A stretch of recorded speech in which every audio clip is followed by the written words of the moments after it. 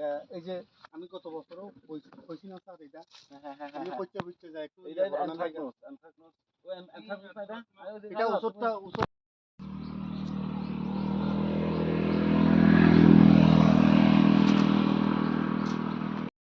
প্রায় 150 কিনে আন একটা 80 টাকা ফাঁকে ফাঁকে লাগে ভালো এটা প্রায় কইতে বুঝতে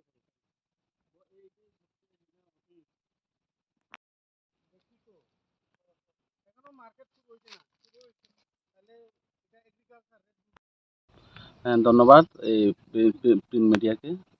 আমি গন্ডাছড়া সাব ডিভিশনের সুপারিনটেন্ডেন্ট অফ এগ্রিকালচার শ্রী চন্দ্রকুমারিয়া। আজকে 2 জুন সকালে আমরা বেরোই একটু আম বাগান ভিজিট করার জন্য। বিভিন্ন সংবাদ মাধ্যমে দেখি যে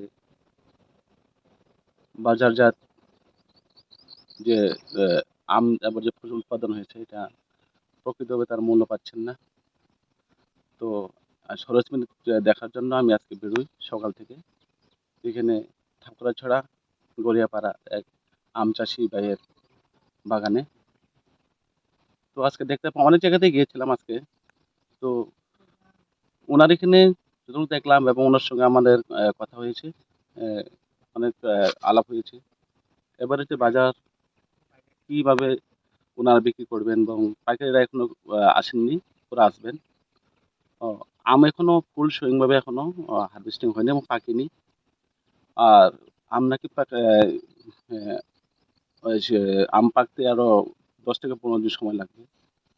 তো ওনারা বলছেন যে পাইকারিরা অলরেডি রেডি আছেন এবং ওনার বাগানে এখানে 11 থেকে 12 প্রজাতির আম আছে।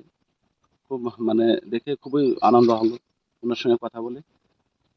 আর ওনার একটা আমরা এখানে আজকে আসেনি, আগেও অনেকবার এসেছিলাম এবং ওনাকে আমরা আমাদের দপ্তর তরফ থেকে বিভিন্নভাবে আমরা সহযোগিতা সহযোগিতা করেছি। যেমন আবার ওনার অ্যানথ্রাকনোজ একটা ডিজিজ আছে এখানে, যেটা যে জায়গাটা আমি দাঁড়িয়ে আছি এটা red Palmer, American red Palmer.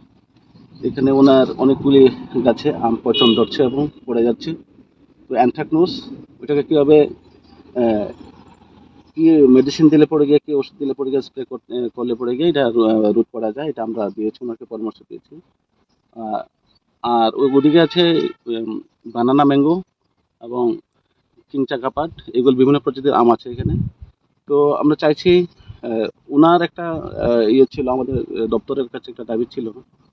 এখন তো রেনি সিজন, জলের কোনো প্রয়োজন নেই ইরিগেশনের, কিন্তু শুখা মরশুমে এখানে ওনার একটা সমস্যা হয়ে দাঁড়িয়েছে, যেটা জল মানে